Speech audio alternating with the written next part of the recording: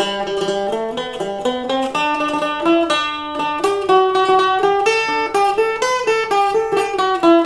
to SilviCast, the podcast about all things silviculture. My name is Brad Hutnick. And I'm Greg Edge. We are both silviculturists with the Wisconsin DNR Division of Forestry and your hosts for today's show. What the... Greg, I'm into field meetings just as much as the next forester, but whose idea was it to meet in a cedar swamp in June? Relax, Brad. I polled everyone, and these were the only dates available. Yeah, but why are we here at dusk, and doesn't the workshop start tomorrow? Well, technically, yes, but Laura said if we wanted to be official members of the Cedar Club, emphasis on official, we needed to meet at this location and time. So just keep walking. I'm sure they're here somewhere.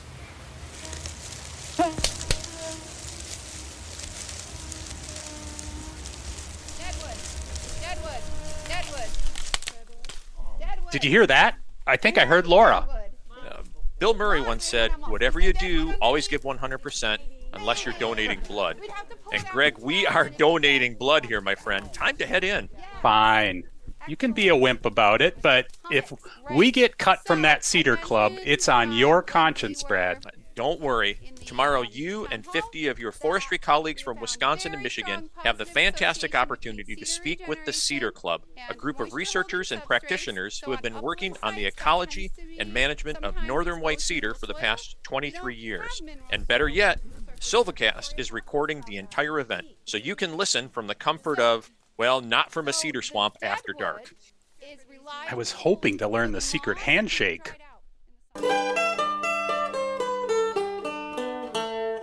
Today's episode of SilviCast is brought to you by the Nelson Paint Company. Since 1940, foresters all over North America have relied on Nelson Paint for tree marking solutions.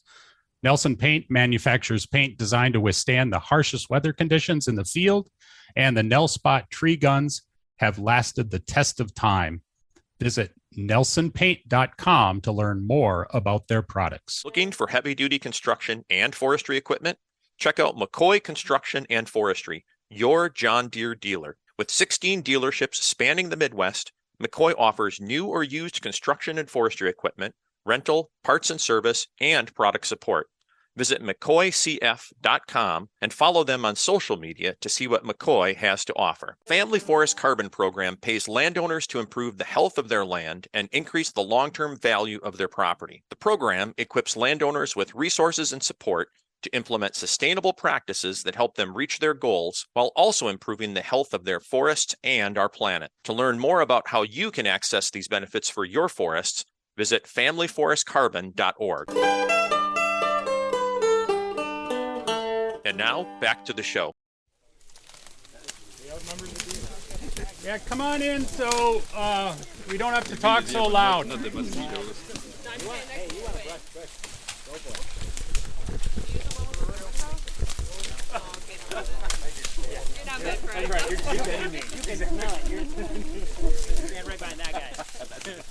Brad, you're right. That was a great workshop. My mosquito bites have all healed. I found that last tick, and now we can bring the SilviCast audience along with the highlights of what we learned. And maybe a good place to start is by having the Cedar Club introduce themselves and explain the purpose of their group. Today we're coming to you from beautiful Lakewood, Wisconsin, where we have the distinct privilege of talking with members of the Cedar Club. And we'll get to what the Cedar Club is in a second, but first, why don't we go around and introduce everyone here who's in the Cedar Club. So who wants to start? I'm Olivier, Villemaire-Côté. I got a PhD at Laval University in Quebec on cedar regeneration and deer browsing. And right now I'm a postdoctoral researcher at Université du Québec en Outaouais. Yeah, we might as well go around this table. People don't know we're at a table, Brad, but we are at a table at a bar. Table. Yes. Well, the bar is closed. This is a record for SilviCast. This is the most guests we've ever had on a single podcast, and the most in person on a podcast. So we're setting a lot of records today. So, Victoria, why don't you go? Going around the table.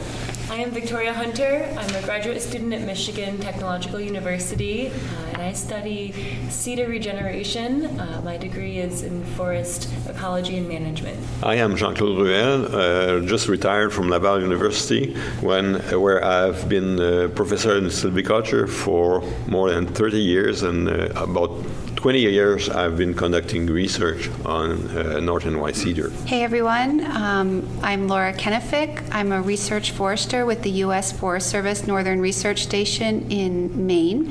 I am a silviculture researcher, and I have been participating in cedar research for almost as long as Jean-Claude, and it was actually him who recruited me for the group. So hi, my name is Charles Tardif. I'm a forester, but I work as a vice president manufacturing operation for Maibec, which is a company working in wood sidings and different other kinds of sidings, and especially we're kind of well known for eastern white cedar shingles, where we represent probably almost 55 to 60% of the total market produced in Eastern Canada.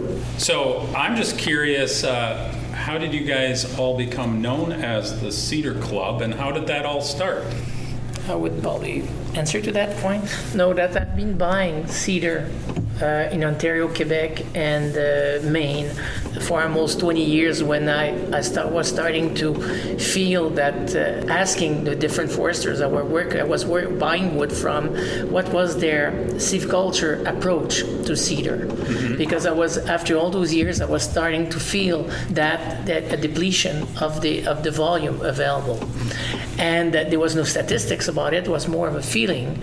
And I went to the Quebec government and asked if somebody could work out a guide, that a silviculture guide that would help forester to know what the kind of management they should do and the treatment they should do.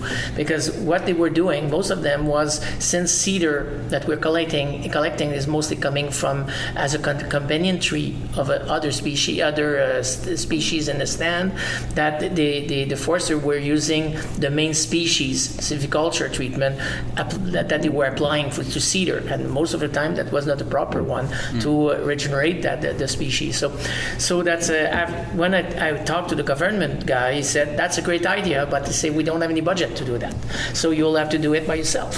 So I took a couple of, I would say probably a year, thinking about it, and finally I decided one day, passing by the forest faculty of forestry at Laval, to stop by, and I went up and I met with Jean-Claude, and I told him what was my concern about the resource and the future of that species and the lack of knowledge about it. So I asked him if he would be interested to do something with me, and I was looking for long term. I didn't know what meant long term, but I say, well, if we're going to work on that, I will support you, on doing that. And I said, at just one point, if you're getting in, I would like to have somebody from Maine, because most of the volume that I get for one of my mill is from Maine, so they are important supplier to us, and that's where Jean-Claude said, yeah, I just knew a good forester lately, silviculturist, and that was Laura, out of the University of Maine in Orono, and that's pretty much how it started. And 23 years later, we're still working together. So. And that then developed, was it the 2012 Cedar Guide? Is that when that was first published, I believe? Yes, and we had been doing a number of different studies on cedar, and scientists we were publishing in journals, and Charles knew that we had to communicate that information to the practitioner for it to be really useful. So he really encouraged us to pull together what we had learned so far to make a guide, and it was a little bit challenging for us because we didn't have all the answers yet, and so we felt hesitant to make some recommendations, but we really looked at what we had done so far and felt we could be confident in the recommendations that we made.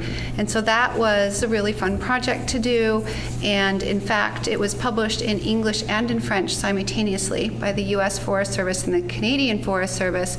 And we were later told that that publication broke the record for number of downloads in French language on the Canadian Forest Service website. Oh, wow. So yeah, that was very exciting for us. And we are now deep into a revision of that guide with intention of having that finished up in coming months. So the next version is coming out. I could say also, in addition, the Cedar Club is not only researchers. It brings together users of cedar and also managers of cedar, so that we can translate our research results into really operational work. And also this kind of group helps us know exactly the needs of the practitioners. So that was a major interest of Charles when building that group. And it's a very open group. And that was the idea, It was, the principle was to create knowledge that was not going to be put on a shelf or in a nice book. That the idea was to have something really done for practitioner, that the practitioner would read and use. And that's the format that we develop with them, asking questions. So the process that we have with the Cedar Club, first we have to see the Cedar Club name come from Laura. Now after a while she said we're kind of growing group, so now it's the Cedar Club. So that's where the name came from. But the idea was to try to meet every year and a half or so, in a half a day meeting or in the field or inside, and have the student presenting their research. And so to the new knowledge, to the practitioner, not waiting 5 years to have it available, so to try to supply the information as it was coming available, and have the foresters, the practitioner, listening at those projects that were on the go and try to correct them if there was not getting the information they needed. So that was kind of both ways, both influences, the knowledge faster in the field, and the field talking to the researchers saying, no, that's the target is not exact. You should cover this area that would help us way more. Yeah. So that was a kind of interaction, and had the chance to grow the experience of the students, to talk in front of people, talk to international, membership on that. So that was great. That for all of us. It's a lot like Brad with Susan Stout, the conversational research manager cooperatives, and just kind of that combined effort. This is a cool example of that in in effect that we had some examples, but this would be a really neat one that kind of carry on with that. Yeah. See, Greg, there's no initiation to get into the Cedar Club. You just have to be interested in cedar. And that reminds me, we should provide some of the Cedar Club's explanation about northern white cedar silvics and ecology for those foresters who may not be familiar with this species or not work with it on a regular basis. All right, so you guys are the Cedar Club. So as long as we have you guys, we need to kind of maybe set the stage for some of these questions, because a lot of our listeners aren't necessarily familiar with white cedar. If you're working in the South or even further down in South in the Midwest or the West Coast, maybe you don't know about it. So just to get us all up to speed, there are a couple things that we may establish as just like basics, like northern white cedar is long-lived, but how long-lived is it? Very long-lived, actually. There's individuals that have been found to exceed 1,000 years old on the Niagara escarpments, like on really rocky cliff areas. They're not doing too good, but they are over 1,000-year-old, so pretty impressive.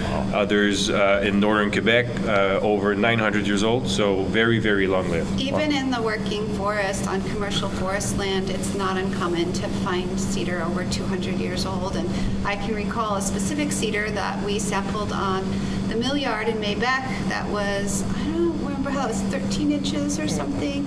Not a very big tree, and it was over 350 years old. Wow. Laura, you said that white cedar is shade tolerant. How shade tolerant is that compared to other species that we may be working with here in the eastern U.S.?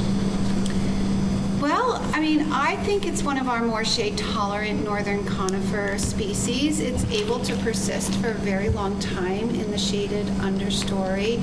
people sometimes think that a shade-tolerant species is one that prefers to grow in the shade or needs to grow in the shade, and that isn't true at all. Northern white cedar can grow in the shade and be very suppressed, but it can grow very rapidly in the sun, and Olivier has done some work looking at that. Yes, with my master's work, we were looking at cedar plantations following clear cuts in eastern Quebec, and we found some very, very fast-growing trees. They would, I'm going to be in meters now, but so, yeah, we'll have to make do. And so we would find at 25 years after planting, we would have trees that would be a good 8 or 9 meters high, and diameter at ground level would be up to 25 centimeters. So fast growth. Yeah, diameter increments up to like 1 centimeter, so I think it's 0.4 inches. How long can cedar regeneration persist in an understory? Like, how long can it be in that suppressed state? I know today we are looking at some seedlings in the field. Well, we did some aging on the on seedlings in stands in Quebec, and I would say the seedlings that we had, most of them were between 20 and 50 years of age. But we had a few that were even over 90 years of age and were still seedlings. So that probably tops sugar maple. We consider in that 30 to 50 starts to max out. Yeah, you think about sugar maple hemlock playing the long game, but that's really playing the long game. It's a real long game. It definitely confirms shade tolerance. Well, and you also have to consider layering, which, I'm sorry, now I'm going to laugh because there was mention of a drinking game. Hey, You said we couldn't do that. So because cedar seedlings and small saplings can be pressed down by the snow and then become rooted to the ground, you can have one that can sort of move slowly along the ground, constantly getting pushed down and rooting and not growing very much in height for a very, very long time. And so often, we think about the age of a seedling from where it comes out of the ground or is above the moss, but for cedar, it could actually have grown many, many years and be covered up by the moss and be layered, and you wouldn't necessarily know that if you cut it off. So it's almost kind of renewing itself in a way if it's layering and regrowing, layering and regrowing.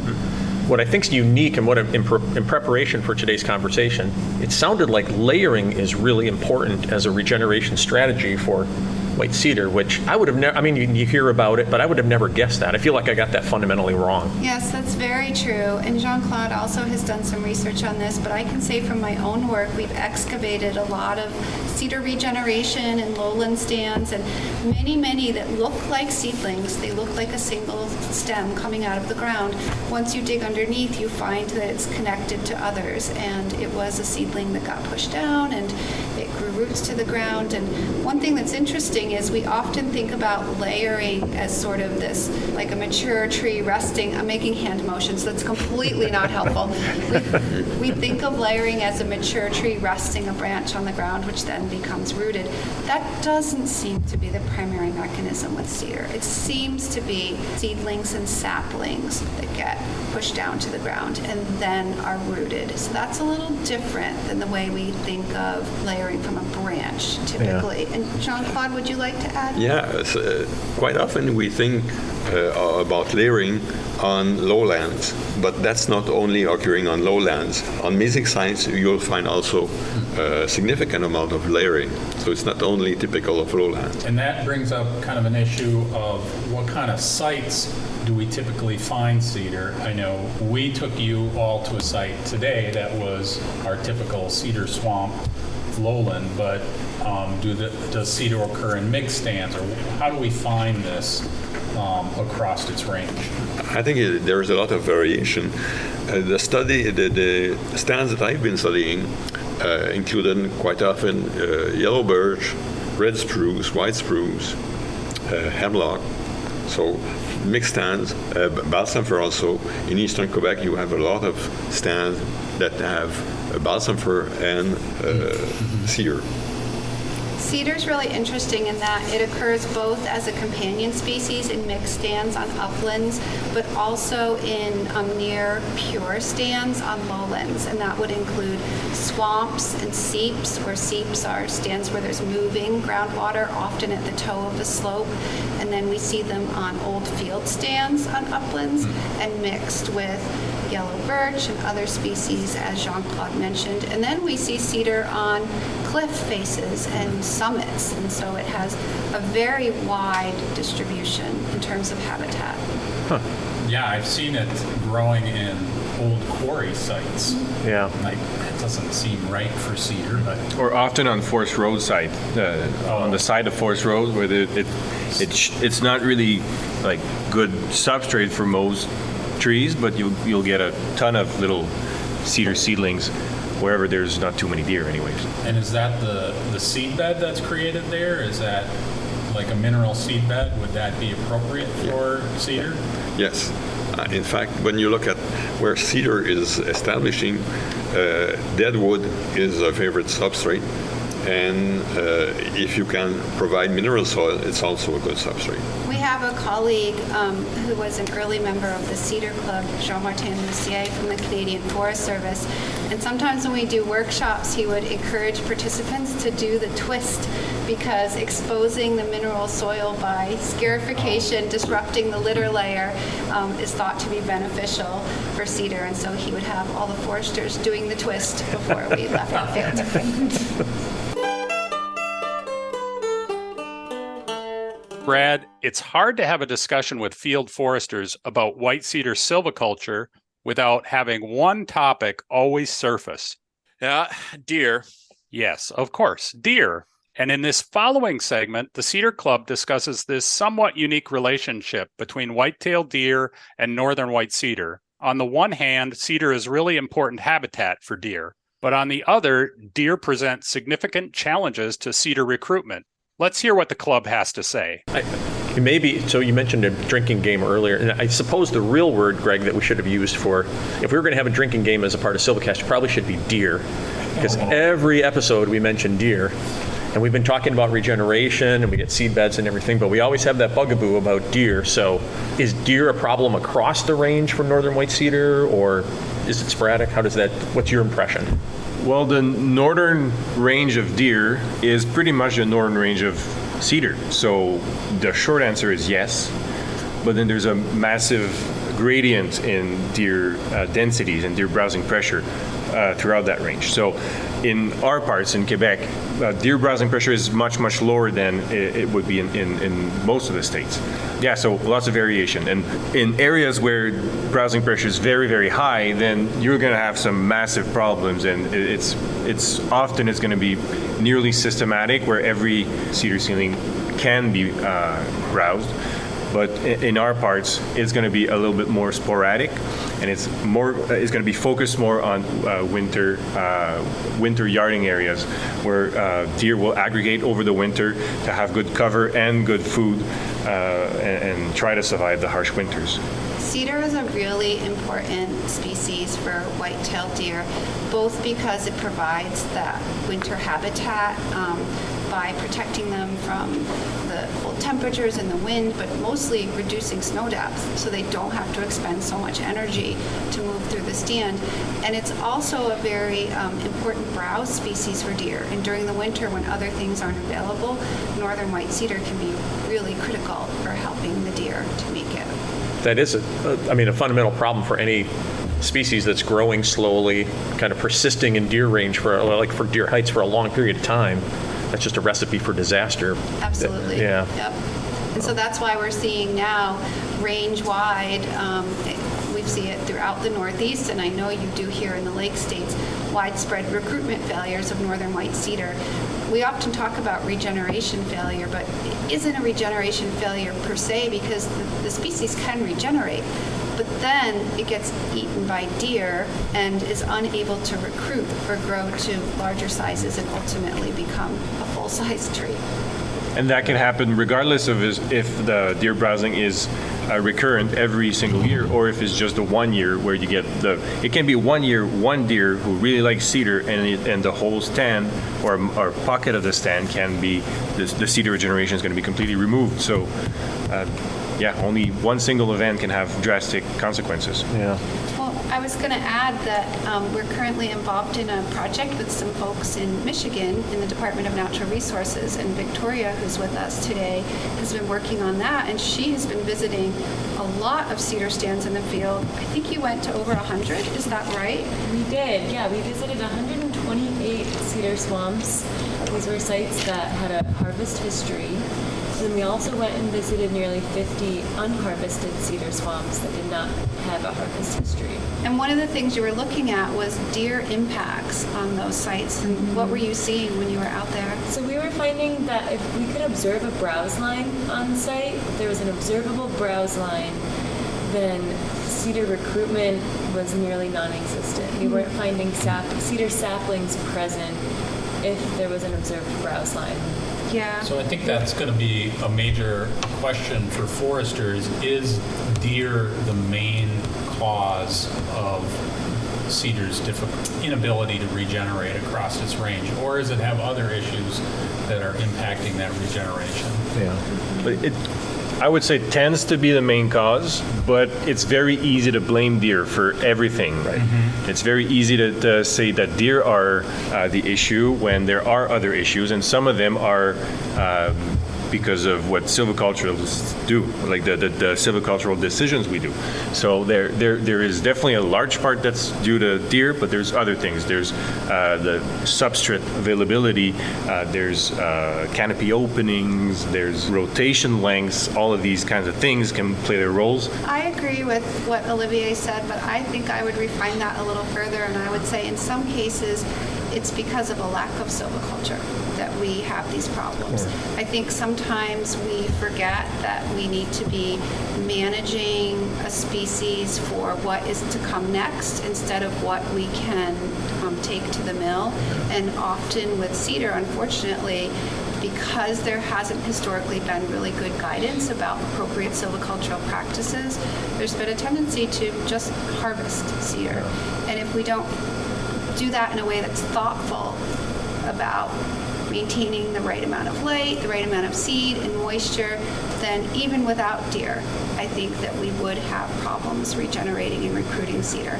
But there's no doubt that deer are, in many places, the overriding factor. Yeah. That's a good point, because I think we were talking about it in the field earlier today, that we've had silvicultural guidance in the past that may have been well-intended, but may not have been entirely accurate or given us the best results. And so we need more of that going forward. So whether it was well-intentioned or otherwise, we probably contributed to the problems in some way, shape, or form. And we found that on the sites that we visited in Michigan. So the silviculture treatment really did seem to make a difference, especially how wide you were making those gaps. So those really large clear cuts weren't showing many seedlings or saplings. But once you had thinner openings, we were finding more regeneration. It wasn't consistent, but there was more. I mean, it makes sense when we think about the silvics of the species and, what the conditions are that perpetuate it naturally, right? A moisture-holding substrate, a partially shaded environment, not too much competition. Those are the things that work well for cedar. We tend to think of cedar as a species that just takes a long time to get where it's going in the forest. I know Olivier's grew really fast out in the open, but cedar can persist and take advantage of canopy openings again and again. So now we get to the rub. How can cedar be effectively regenerated, both in the face of deer browse, but also, as Laura begins discussing, how we can create the conditions where cedar thrives. As is often the case, a good place to start is with the natural disturbance patterns that favored cedar regeneration and recruitment. And this is where Jean-Claude picks up the discussion. Bonus points if you can identify the bartender in this segment. All right. And that's something that you found in your work, Jean-Claude. Yes, we look at the growth for quite a long time, for over 100 years. trying to link the growth patterns of different species with known natural disturbances, mostly spruce bollworm outbreak.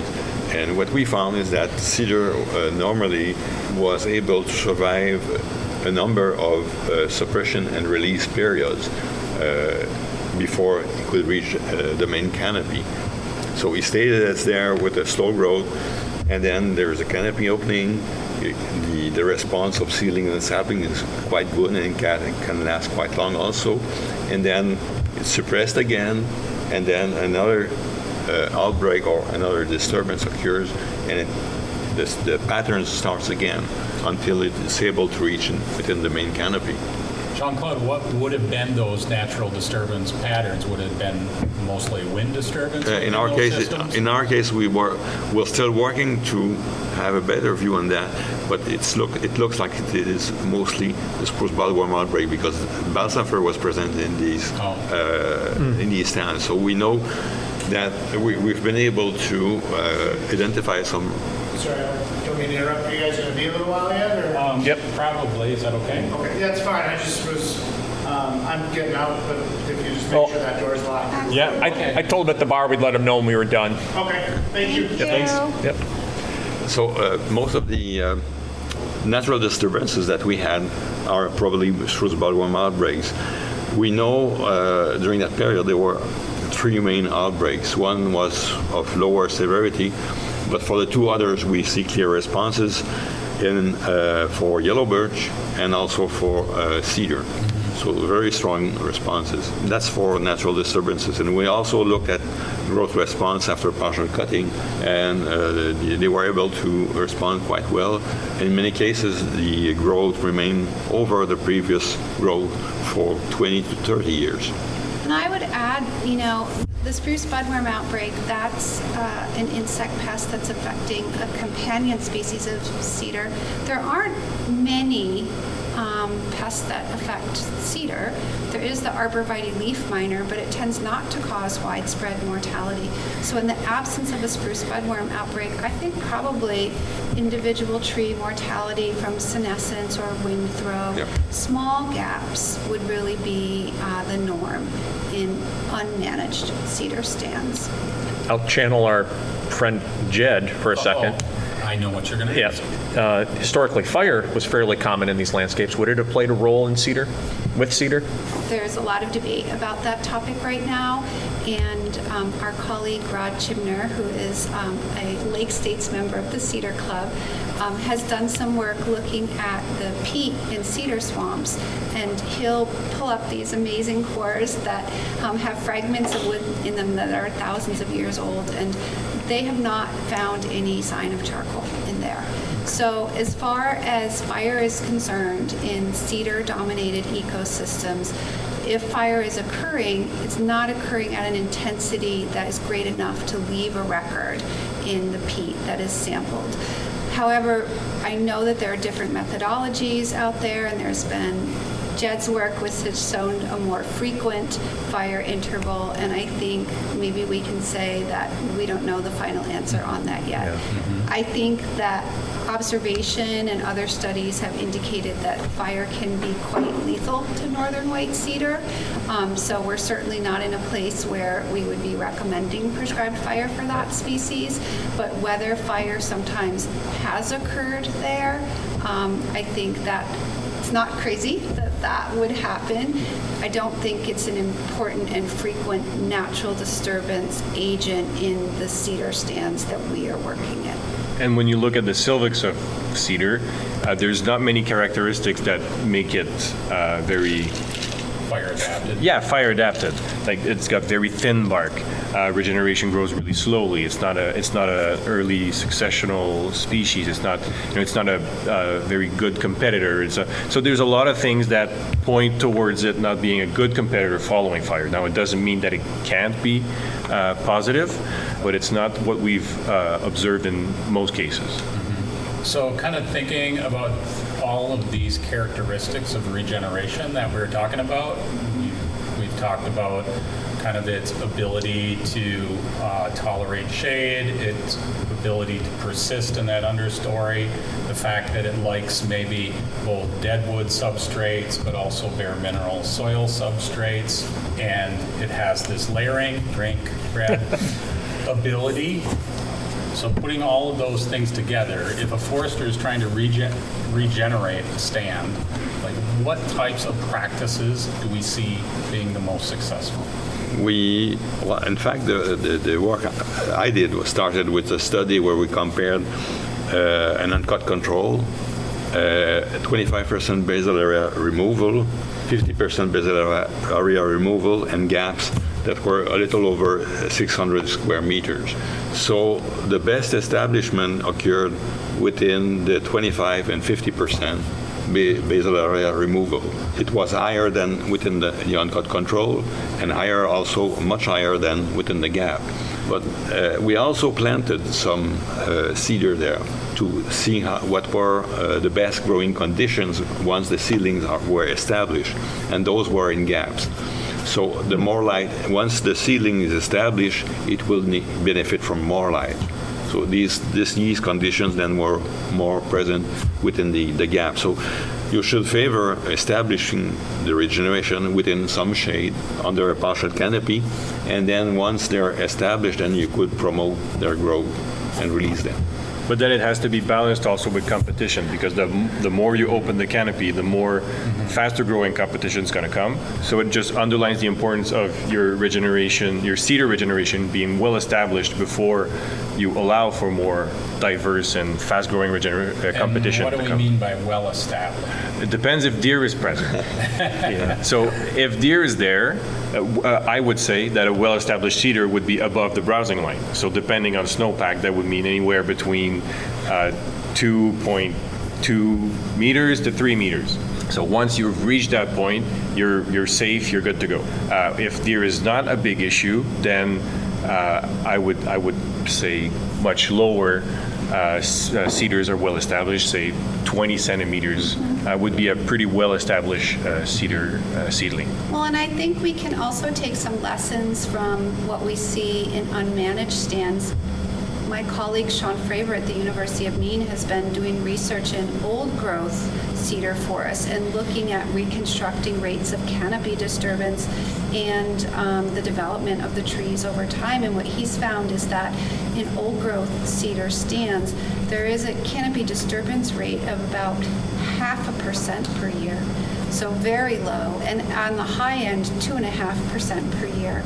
And so that is anywhere from, oh my gosh, now I have to do math, something like on a 10-year period, that is not a lot of canopy opening. Right. And rarely more than that. And so taking the work that Jean-Claude has done previously and how we see tendency for cedar to recruit to the canopy through multiple release events, some previous work we did across Maine, which showed something like 60% of cedar seem to have established and grown in an under canopy position, so as advanced regeneration, with this very low canopy turnover rate.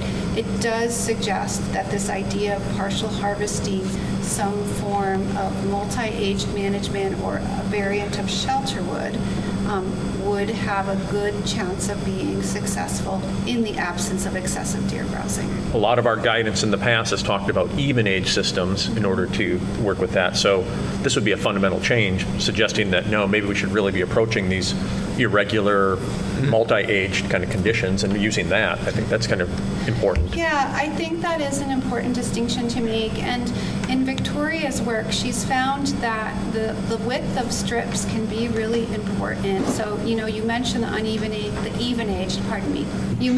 even-aged management, and that's been done both in large, like clear-cut blocks and also in strips. And some of the strips were successful, right, Victoria? Some of the strips were successful. We found that across Michigan, about 50% of the time, we were seeing cedar successfully recruit. in strip cuts.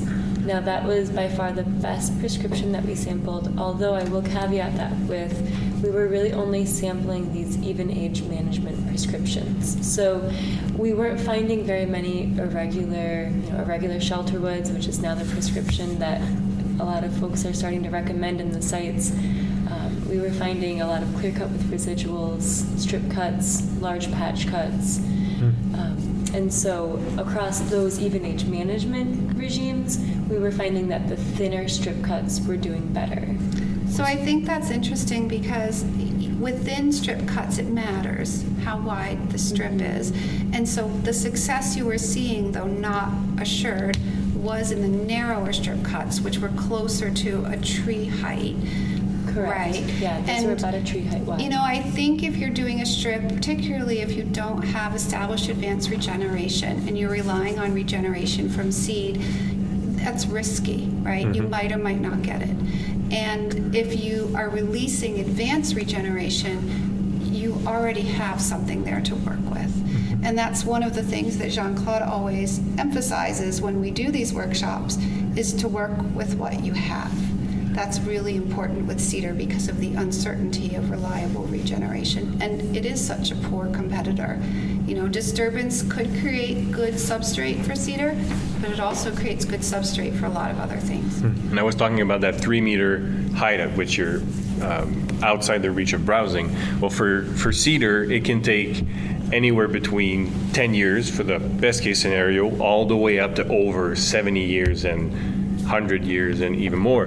So if you're spending 100 years within deer browsing reach, that's a lot of potential for problems, right, that are accumulating over time. And so even just starting with advanced regeneration that's just a foot high gives you a lot of time, helps a lot in terms of getting faster to that line, to that 3-meter line.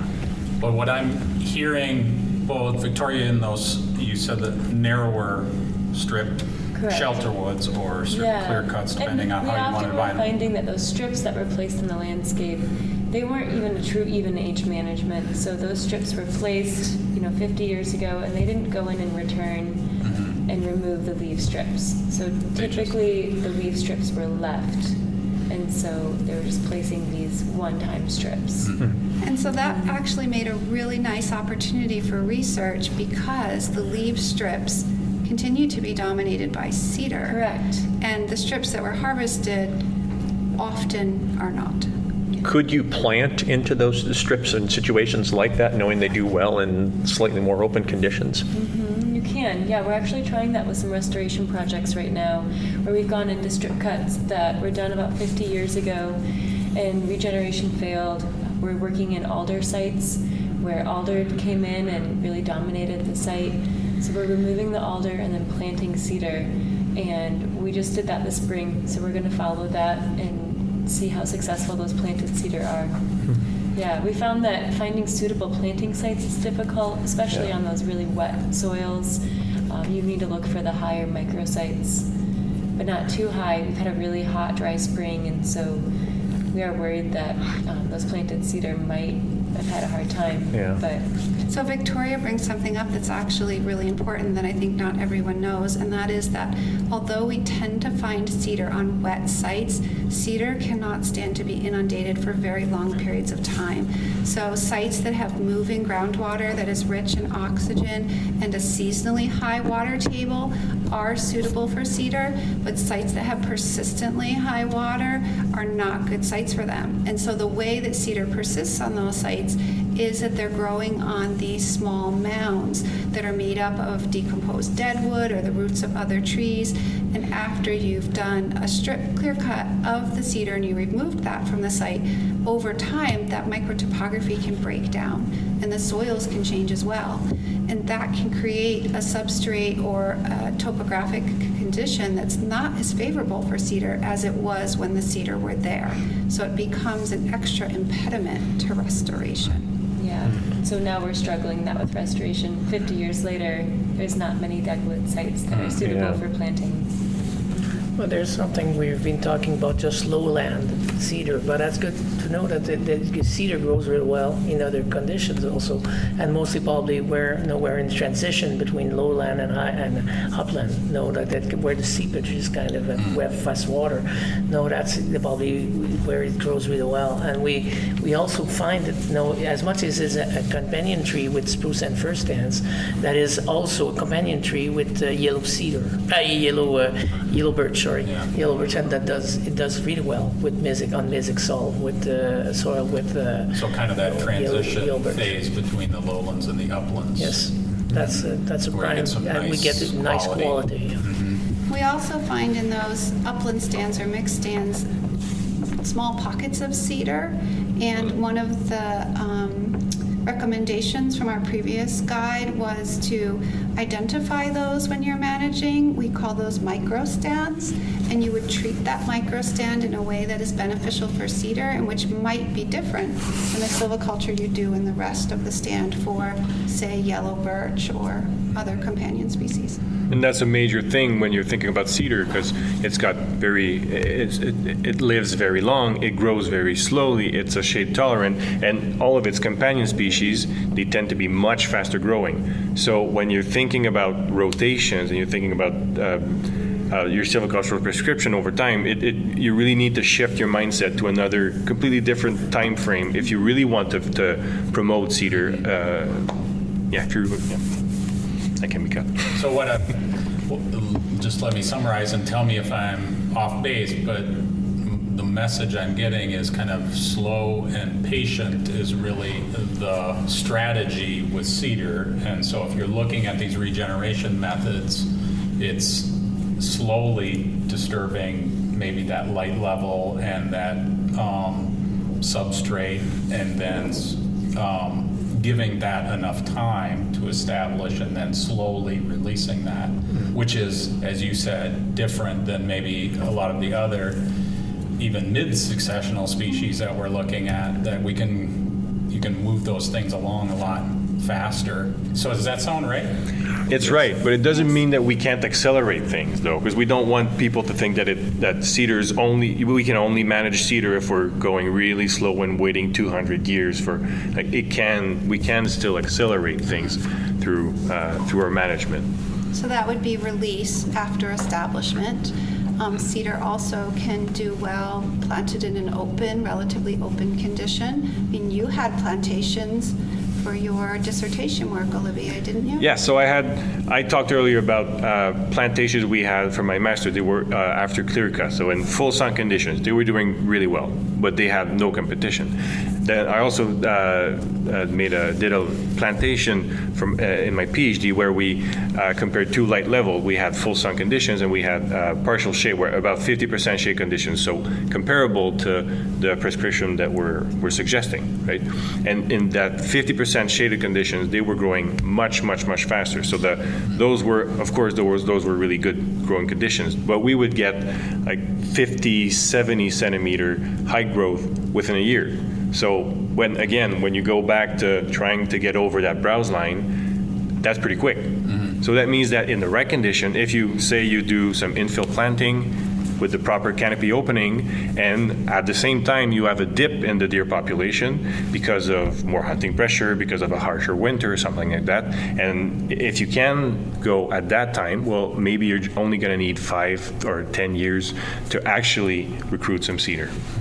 And playing the long game, though, so this is kind of, that was making me think that conversation earlier today. So if we're playing this long game, we need we need to increase light level slightly in order to get some regeneration on the ground, which we then work with later.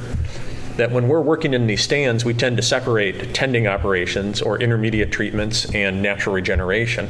It sounds like here, maybe there isn't a difference. Maybe we're getting both of those at the same time. Yeah, we talked about this a little earlier and went down like a rabbit hole about silviculture terminology, but I think there's an important idea here, which is that you need to be thinking about the future stand through all stages of stand tending.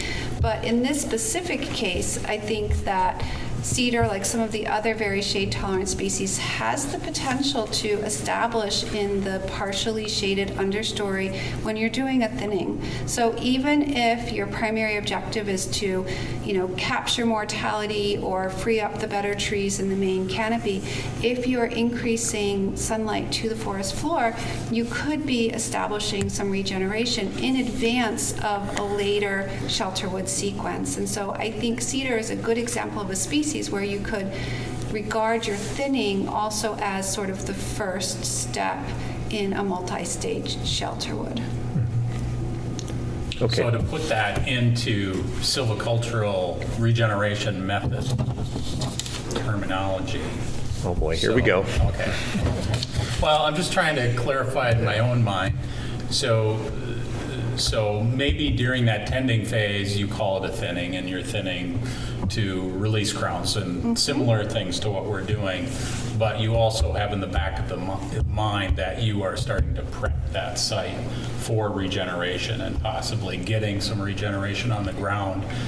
And then you're looking at down the road, would that start to look more like a shelter wood? You would start to open that up a little bit more, but Yes. maybe at a slow pace. That would be my recommendation. I mean, to use the terminology that we have in Maine, and I know it's different everywhere, we would call, so it's a thinning, but it's also a shelterwood establishment cut because you're getting some regeneration established. And then I think that would set you up in a later entry to do perhaps a partial overstory release. And I don't know, people have different reasons for managing, and having an even age stand is not inappropriate generally, but from the perspective of cedar, keeping retention even beyond what would normally be the final overstory removal, I think is something that our group feels strongly about, not just because of the potential longevity of the species, but because it creates insurance. If you have then a recruitment failure or a regeneration failure, you haven't already taken away all your seed trees. How long do you envision that process taking? That's a hard one because again, depending on deer presence, right? But even without deer, It's always the caveat. it's always a caveat. It is an important caveat, though. Yeah, it depends. I mean, if you're looking for a regular shelter wood, but you're going to need to give it some time. So I can say we have done some experimental operational scale irregular shelter wood. So that's a combination of what we would call thinning in the matrix, which hopefully will also act as an establishment cut, and some small gap, less than 1 to 2 tree height wide openings for release. And we've done some modeling on that and project that we can recover the volume harvested, which was about 30%, in about 20 years. And then you could potentially go back in and I think do a heavier cut to do release in the matrix. I mean, honestly, cedar, it's not like it's mature at 100 years. Right. So you could carry these for a very long time. And I think it's more going to be the size and the density of the trees and their vigor that dictates when you should do these things than their age. And I would be surprised, depending on, to do an operational entry, you're going to have at least 20% removal, and it's probably going to take a couple decades at least before you could come back in and cut again. Feels like we kind of have to, like sometimes as foresters, we want to plan things out, and this feels like we have to be a little more opportunistic and kind of just react to what's happening instead of trying to make it do something. I think that's a good attitude to have, and it fits in really well with some of the recommendations that Olivier has made about taking advantage of times when maybe the deer population is lower for whatever reason. This sometimes happens over the long term, or the deer are drawn off to a different area where they have historically been, and perhaps do some management for cedar then. Gotta love it, Brad. We almost get kicked out of the bar. It wouldn't be the first time. We both went to Point. True. Well, and finally, as you often like to do, Brad, we wrapped up our conversation with the Cedar Club by asking your famous wild hair questions. Okay, SilviCast wild hair for one second.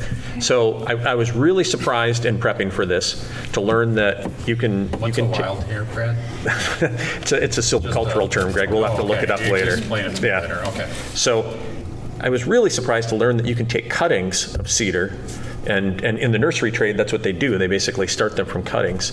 So is there anything to that could be used as foresters? Can you actually start one by sticking one in the ground? So this is an excellent question, and it's a project that a colleague of mine at the University of Maine has been working on. He's been taking branchlets of cedar in the field, cutting them off, and then sticking them in the ground and coming back at intervals to see if they've rooted. And we call this the pinning and jamming study, because he's jamming things in the ground, and I'm taking small seedlings and I'm pinning them to the ground with landscape staples onto different substrates to see if I can make them root. And he did have limited success with rooting from jamming cedar branches into the ground. So it does occasionally happen, but it seems not to be super reliable. I thought it was just a wild hair Brad question. Can we simply stick young cedar branches in the ground? Well, who knew? Maybe it worked. The technical term is jamming, though. That's jamming. Okay, yeah. Yeah. We'll have to put that one in the glossary. Okay, I have a wild hair question too, because this one has come up in the past. Can you take a reliable site index in cedar? So I'll speak to my experience on this, and that is that because so many of the cedar are hollow, we tend not to be able to get a full increment core. The other challenge is, even if you can, they often have prolonged periods of suppression, and we want to use trees that are free to grow for site index.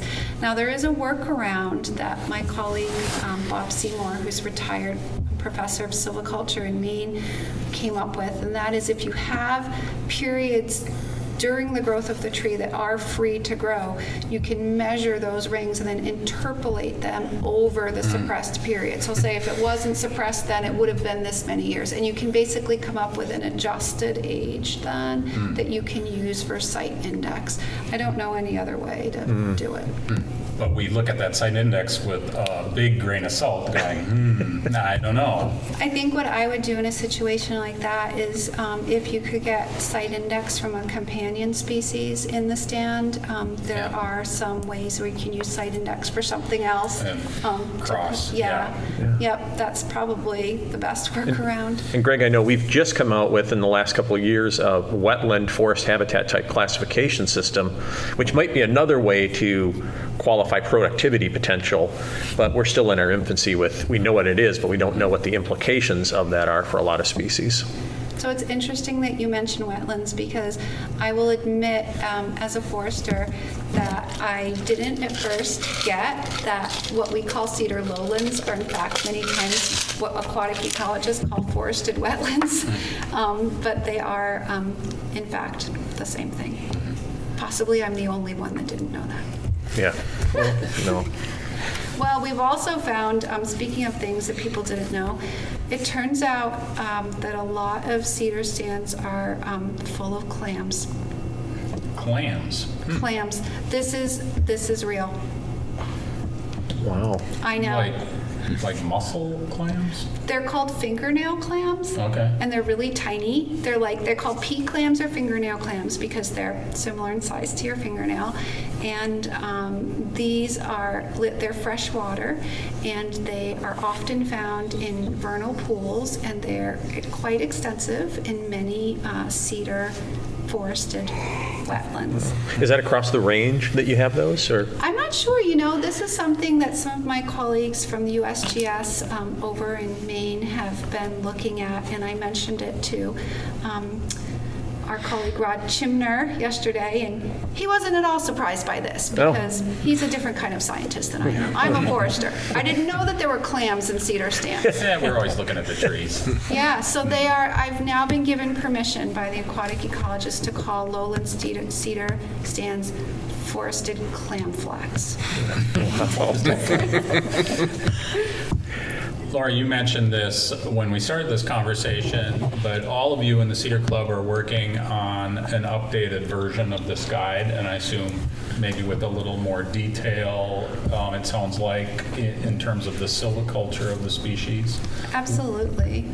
When should we maybe think that this might come out? So we're laughing now because if you had asked us that a year ago, we would have said, oh, in a few months. And if you asked us this last winter, we would have said, oh, by May. And now here it is June, and we're going to say by the end of the summer. But that is our, we are seriously committed to that. And so hopefully later this year. I'm going to say later this year. It's out in the public now. I know, I can't take it back. Well, I have to add a caveat to that, which is later this year, but it depends on how fast the Forest Service publishes it. But we will have a draft for review by, interested practitioners and researchers before later this year. Well, we've already established that this species grows really slow. That's right. That's by the end of the year. We're good. That's right. But we don't live for 400 years. Yeah. Well, we really look forward to that, and we really appreciate all of you both coming here to Lakewood, Wisconsin for a workshop. That's a long ways to travel, and also for talking with us on SilviCast, because this is a real challenging forest type for our foresters and one that we've been scratching our heads over for a long time. So really appreciate all of you coming. Yeah. No, this has been a real treat having you guys here, and just hearing from you guys today, just kind of back and forth. That's been really incredible. So thank you. Thank you. Thank you. So now you all are members of the Cedar Club. Well, Is there a secret handshake? You have to come up with one. Oh, we can do that. We can do that. Yeah, we can do that. Cedar Club says, okay. The idea of... Two thumbs up. Two thumbs up. Greg, what are you doing? Practicing. You heard Laura. I've been given the solemn responsibility of creating the Cedar Club secret handshake. Now, she said handshake, Greg, not dabbing, twisting. I'm not sure what you're doing over there. While you're doing that, I want to thank everyone for listening to today's episode of SilviCast. If you have ideas for future episodes or a question for the Dropbox, please let us know. You can reach us at UW Stevens Point's Wisconsin Forestry Center by emailing wfc@uwsp.edu. Feel free to include a sound file of your question or a comment if you like. We learn best when we wrestle with questions, so keep them coming. And take care, everyone. And as always, thanks to our team, Susan Barrett, Editor-in-Chief, Logan Badon, our IT Master, theme music by Paul Frater, and of course, UW Stevens Point's Wisconsin Forestry Center.